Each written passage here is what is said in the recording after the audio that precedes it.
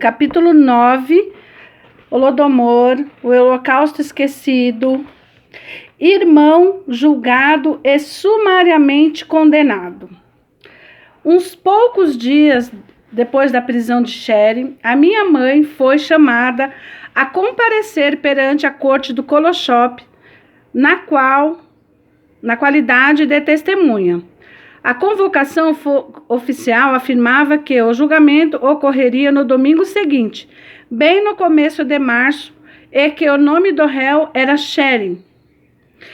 Essa era uma notícia aterrorizante. Os funcionários haviam solicitado a ajuda da minha mãe no julgamento do seu próprio filho. Como testemunha, ela teria de contar o caso da luta entre Sherry e o camarada Kisniak. Sabíamos que a verdadeira razão da luta seria desconsiderada durante o julgamento, visto que qualquer resistência aos funcionários comunistas era considerado um ato de traição, mesmo se fosse um ato de autodefesa. No domingo seguinte, saímos de casa para começar a nossa jornada ao que, até bem pouco tempo, havia sido uma igreja. Estava nevando e o frio era cortante. O teatro já estava com a sua lotação esgotada e a corte estava em sessão. Vikonavets estava esperando pela minha mãe. Ela não podia ficar do lado de dentro enquanto a corte estivesse em sessão. Disse-lhe, empurrando-a de volta para fora. Como testemunha perante a corte, ela tinha de esperar em algum outro lugar até que a chamassem. Eu quis ficar com ela, mas ela teve de ficar só. Oh, meu Deus. Do lado de dentro, o que me impressionou mais no começo foi o silêncio. Na verdade, ainda era como estar numa igreja. As pessoas permaneciam sentadas numa atitude solene, olhando bem para frente, sem nenhuma emoção. Todas as cabeças estavam descobertas como sempre haviam estado durante as cerimônias religiosas no passado. A próxima coisa a atrair minha atenção foi a extensa decoração interior, se é que esta era a descrição correta. Uma lâmpada de querosene tremeluzia no centro do teto, onde uma vez estivera pendurado um candelabro de cristal. Nas paredes, outrora adornadas com ícones e arte religiosa, estavam agora pendurados retratos de líderes do partido e do governo. Sobre o antigo altar, no lugar da pintura da Santa Ceia, pendia um enorme cartaz pintado em tinta vermelha. A religião é o ópio das massas. O santuário fora transportado numa espécie de palco, e a plataforma estava abundantemente decorada com panos vermelhos. Eu nunca havia assistido antes a um julgamento. Na verdade, nunca tivéramos um na nossa vila. Sabíamos que existia uma assim chamada corte do povo com assento no centro do condado, mas nunca tivemos um contato próximo a ela. A comunidade da nossa vila tivera êxito em resolver os seus próprios problemas sem requisitar a ajuda de forasteiros. Era meia-noite quando o julgamento do caso do meu irmão foi anunciado. 2 milicianos o trouxeram para o teatro. Ele havia mudado acentuadamente naqueles poucos dias. Parecia sujo e exausto, e todos podiam ver que ele havia sido espancado. Seus olhos estavam escurecidos e nos seus lábios e sobre a sua face eram visíveis traços de sangue. As suas mãos estavam atadas atrás das suas costas. Caminhando em direção ao assento reservado para os réus, Sherry olhou à sua volta, provavelmente procurando pela minha mãe e por mim. Então, ordenaram-lhe que ocupasse o seu lugar. A corte do Koloshop, de acordo com a linha oficial, era a expressão suprema da vontade do povo e da justiça. Vimos o representante do partido, o chefe dos 1000, Zeitlin, exercendo o comando da corte implacavelmente como se fosse um juiz. Quando houve o anúncio do caso do meu irmão, o camarada Zeitlin se levantou para ser o primeiro a falar. Os estranhos que supostamente teriam integrado a corte do Kolochop se mantiveram calados.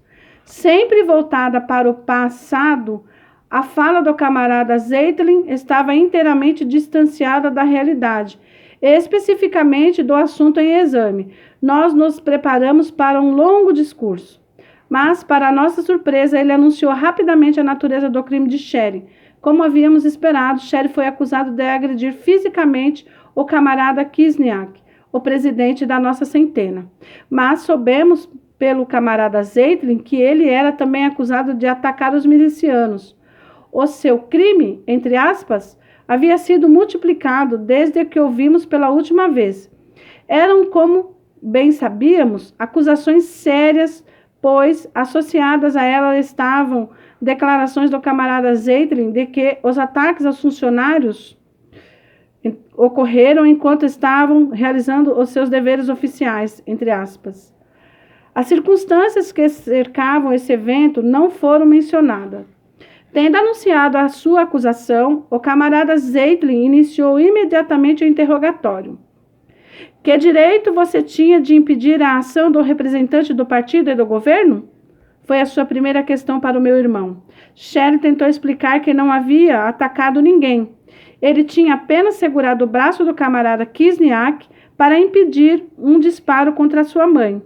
Um instinto natural e um dever moral de um filho. Mas isso não causou nenhuma impressão nem no camarada Zeitlin, nem nos estranhos. Não tente colocar um pano de seda sobre os meus olhos, o camarada Zeitlin debochou. Agora nos dê uma resposta, sim ou não. Você segurou o braço do camarada Zeitlin? Tá parecendo até a CPI da pandemia, né, gente? Sim e não, depende de como você encara a coisa, disse Sherry. Sim ou não? Persistiu Zeitlin. Não, respondeu Sherry. Ele reportou novamente o que havia se passado na nossa casa.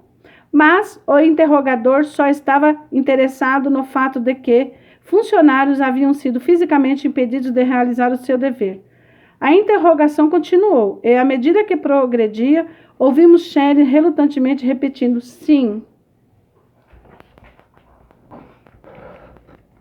Durante o interrogatório, soubemos qual fora a causa dos seus olhos escurecidos, qual fora a causa dos olhos escurecidos de Sherry e dos seus supostos ataques aos milicianos. Aconteceu de meu irmão ter consigo um relógio de pulso na prisão da vila. Havia pertencido ao nosso falecido pai, e Sherry o guardava afetuosamente como um tesouro.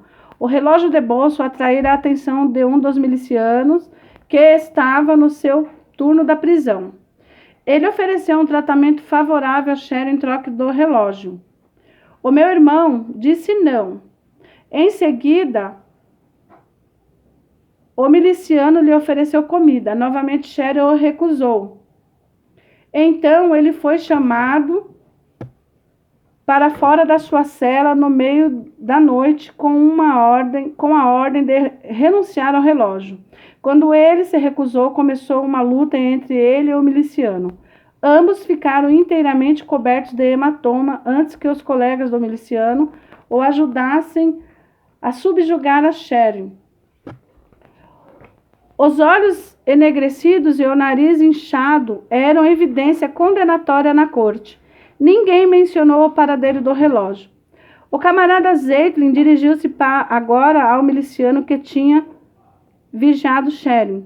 Camarada miliciano, faça um giro e mostre o rosto para a audiência. O homem assim procedeu, e a audiência notou os hematomas sobre os olhos. O camarada Zeitlin se levantou então se dirigiu à corte. O que vocês veem agora no rosto do camarada miliciano é o segundo ataque sobre o funcionário do partido e do governo, também perpetrado enquanto o homem atacado estava cumprindo o seu dever oficial. O agressor está aqui, diante da corte do povo, camaradas. Eu lhes asseguro, camaradas, que o inimigo do povo não escapará da justiça do povo. Isso foi tudo o que ele disse, mas entendemos que o destino do meu irmão estava selado. Sherry também sabia disso e estava visivelmente nervoso. Ele olhou à sua volta num frenesi, como se estivesse tentando encontrar algum tipo de ajuda. Em seguida, veio a testemunha do primeiro suposto ataque. Isso era algo de novo, pois em todos os casos anteriores não tinha havido testemunhas. O camarada Kisniak foi chamado primeiro. Ele também só tinha de responder sim ou não. O acusado lutou com o senhor, camarada Kisniak? Sim. O acusado segurou o seu braço enquanto o senhor cumpria o seu dever oficial? Sim. O acusado sabia que o senhor é um representante oficial do partido e do governo? Sim. O acusado obedeceu a sua ordem quando o senhor lhe ordenou que o deixasse em paz? Não. O senhor sentiu dor física infligida pelo acusado? Muitas outras questões foram submetidas ao camarada Kisniak. Todas foram respondidas com sim ou não. Ao camarada Kisniak seguiu como testemunha a mulher que estivera presente naquela noite como integrante da comissão. O acusado lutou contra o seu presidente, o camarada Kisniak? Sim. O acusado sabia que o seu presidente e todos os membros da comissão, a senhora incluída, são representantes oficiais do partido e do governo? Sim. O miliciano foi então chamado a tratar da segunda questão. Recebeu ordens do camarada Zeitlin para olhar de frente à audiência. Quem infligiu esses ferimentos ao senhor? Foi a primeira questão. O réu. O acusado lhe causou dor física? Sim. Ele sabia que o senhor é um funcionário do governo? Sim. Ele o golpeou? Muitas vezes. Um segundo miliciano foi chamado ao banco de testemunhas. Também ele deveria responder com sim ou não. O senhor viu o acusado golpear o miliciano? Sim. Quando a minha mãe foi chamada a testemunhar, ela se mostrou calma e determinada. O camarada Zeitlin a advertiu de que o falso testemunho seria severamente punido aos termos da lei e que apenas sim e não seriam aceitáveis como resposta. Antes de responder qualquer pergunta, gostaria de saber se estou numa conferência do partido ou numa corte, a minha mãe perguntou. Isso era de todo inesperado, especialmente para o camarada Zeitlin. Uma questão como essa não tinha precedentes. Ninguém podia questionar os méritos ou a sabedoria de um líder do partido, fosse ele grande ou pequeno. A minha mãe, naturalmente, não se deu conta de que a ousadia de fazer tais perguntas só piorava a situação deplorável de Shelley. Em uma corte, respondeu rapidamente o camarada Zeitlin.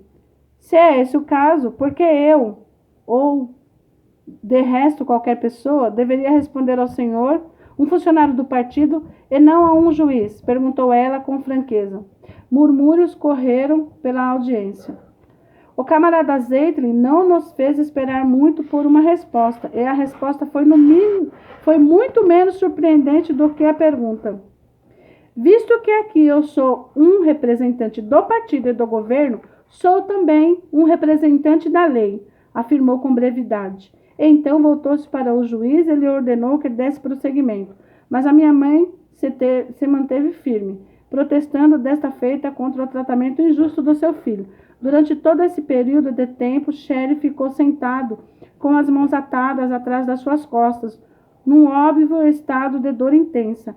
Esses comentários feitos em favor de Shelley apenas desencadearam uma risada da parte do camarada Zeitlin. Então, ele a forçou a responder com sim ou não. O presidente da sua centena esteve na sua casa? Sim. O seu filho Shelley segurou o braço do camarada Kisniak, que estava cumprindo o seu dever oficial na sua casa? Mas, sim ou não? Exigiu o camarada Zeitlin, encarando-a enraivecido. Ele segurou, mas a minha mãe não pôde dizer o que queria. O camarada Zeitlin se voltou para o juiz e lhe disse algo. A minha mãe, então, sentiu o que estava acontecendo. Ergueu-se e gritou que o seu filho estava apenas protegendo a vida dela. Mas era tarde demais. O juiz anunciou que a corte já acolhera evidência suficiente para mostrar a culpa do réu. Então ele ordenou à minha mãe que deixasse o banco de testemunhas. Ela desatou a chorar e correu para abraçar Shelley, mas os funcionários deram ordens aos milicianos de que a removessem à força daquele tribunal que tinha a feição de um teatro. A corte procedeu a uma ampliação das acusações contra Shelley. O camarada Zeitlin o chamou de contra-revolucionário, de inimigo do povo e exigiu que o seu caso fosse apresentado à Corte Superior e às agências de segurança. Tudo foi feito conforme as ordens do camarada Zeitlin. Sherry foi escoltado para fora da corte por 2 milicianos. Foi a última vez que o vimos. Todos os condenados foram levados embora da vila na manhã seguinte. Nenhum deles retornou. Depois de se passassem 2 anos, recebemos uma carta anônima. O escritor desconhecido nos informava que Sherry morrera em consequência da tortura e da exaustão, enquanto trabalhava na obra de escavação do canal entre o Mar Báltico e o Mar Branco. E aqui finalizo, pessoal, esse capítulo 9, que mais uma vez, quando eu leio, estou me segurando aqui para não chorar, porque eu fico me colocando, né, no lugar dessa senhora, né? Então, pessoal, aqui eu estou finalizando o capítulo 9, tá bom? Fiquem todos com Deus e peço para vocês mais uma vez, ajudem, se inscrevam no canal e deixem seus comentários, dê um like ou dislike, faça qualquer comentário. Peço que vocês ajudem no engajamento para que eu possa concluir esse conteúdo desse livro, compartilhar esse conhecimento e contribuir para que possamos, enfim, assim, estarmos atentos com as armadilhas do comunismo que se faz de bonzinho.